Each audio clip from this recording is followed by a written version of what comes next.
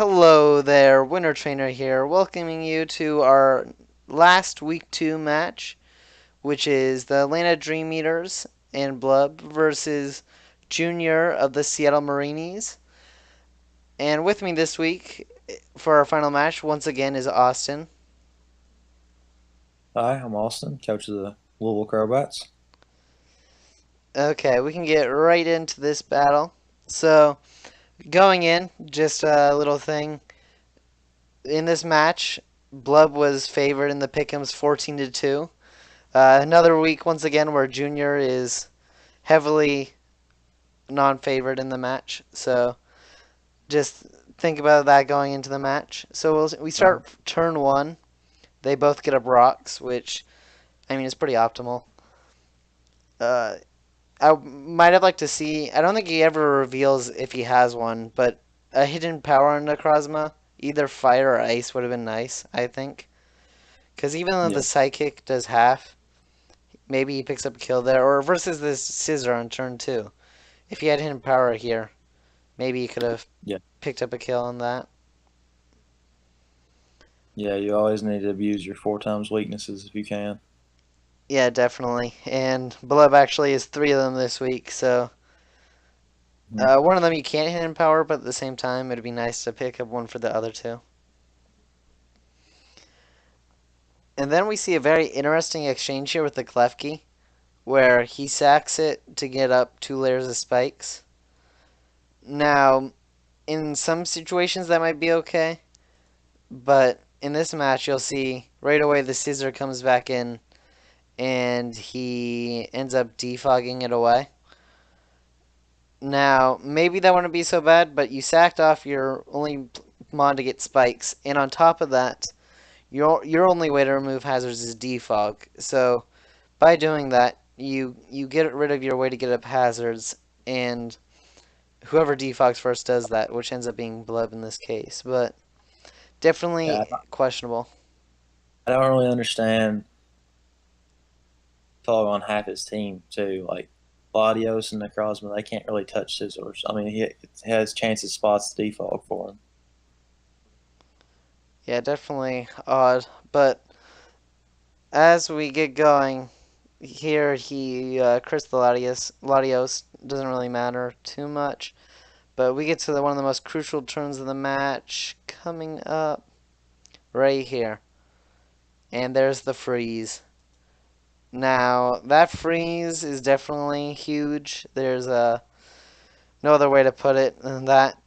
Alakazam could have killed this Latios the next turn, and yeah, I mean it's really bad not to kill one of the Latios this season. They've both been Latios especially, but Latios showing here what it can do are huge threats. And They're both top five in the kill leaders right now. yeah, exactly. We see here Magnezone being a nice switch into this Scizor. Hidden Power doesn't kill. I'd assume it's either a bulky or maybe AV Scizor or something like that. But I mean, just a standard exchange. You see that sometimes in OU. And then here is another interesting turn of events with the Lando versus the Latios. Uh, he sacks it to Ice Beam, and then he also ends up, as we see, sacking the Scissor to Psychic. Now you'll notice in the chat that it was a misclick, and the although he could have bullet punched and killed there, I think it would have been better. And Austin even mentioned this before the match to sack off the Alakazam instead of the Landorus because it's frozen. Is potentially setup fodder for that Necrozma or Latios or really anything. And sacking it there would have been a lot better. But he ends up sacking two Mons to go into this Manectric, which just outspeeds and kills. Which I think he should have gone into Alakazam first, sacked it, and then gone into this Manectric rather than the Scissor.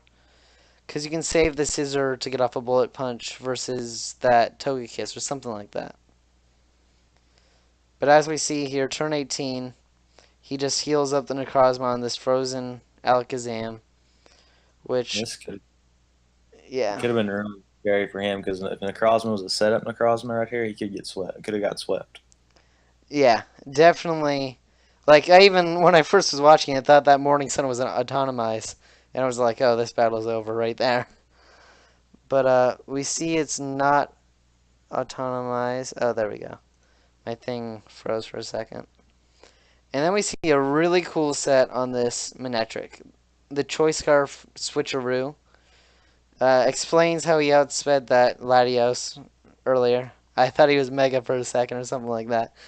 But the Switcheroo there, well, I guess as we'll see, it's a really cool set.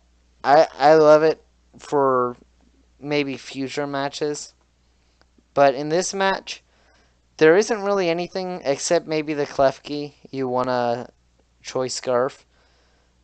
Austin was saying how that Togekiss can just, if it gets the scarf accidentally, it's just maybe even GG because you just flinch everything to death. Or even Magnezone you don't want to see scarfed, or the Latios. It's a lot of threats you don't want to see scarfed in this match. And Necrozma ends up being one of them.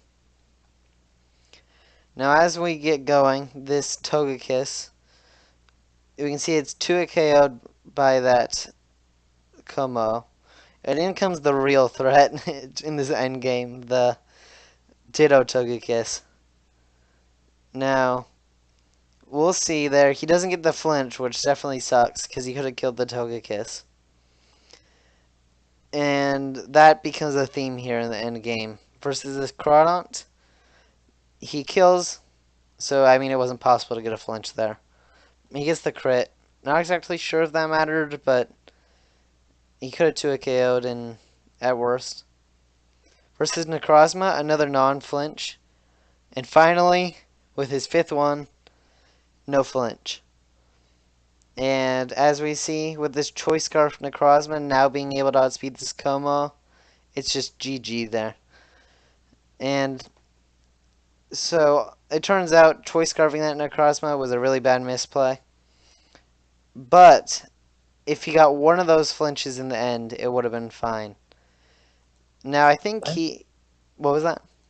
think they did the math. I think it was like a 7% chance for him not to get a flinch, at least one flinch. Yeah, so definitely unfortunate that he didn't get a flinch when it's a 93% chance that he would get it. But I mean, that's Pokemon. It tends to happen where against incredible odds, sometimes things can happen. So that puts the Seattle Mareanies at a surprising 2-0, when in both weeks they were heavily unfavored in the pick'ems, I and just want it Blub noted. goes to 0-2. I just want it noted that I did have the Seattle Mariners in my pick'ems. I think I was the only team that submitted them winning. Yeah, uh, there were only 2 coaches out of everyone. It was 14-2 that actually picked him, and you smartly picked him as the winner. I don't Uh, think he even picked himself. yeah, I don't know if he did picks, but if he did not pick himself. And yeah, it happens. I know next week, spoiler alert, Brandon is picking me against him. Uh, Now maybe it's not good to not have confidence, but I guess pick'em sometimes is more important than your week match. I don't know. Uh, Definitely being scared of a matchup. I know there are times where I've gone into a match thinking I was gonna lose and pull out a W, and that seems to be what either what happened here for the Marines or possibly could happen next week for Brandon. But in this match overall, there weren't many huge misplays on the Marines end. I think he played pretty well overall. Like, he definitely could have brought a better team for this matchup.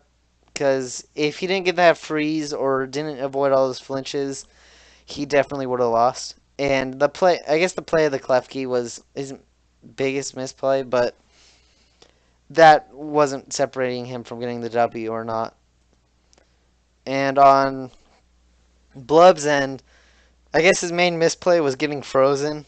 That was definitely sucked. And a few things here and there, like a bunch of mons he sacked, he could have preserved. Or switching the Alakazam here as potential setup fodder for the Necrozma. But yeah, I think that's all I have to gotta say about it. What about you, Austin?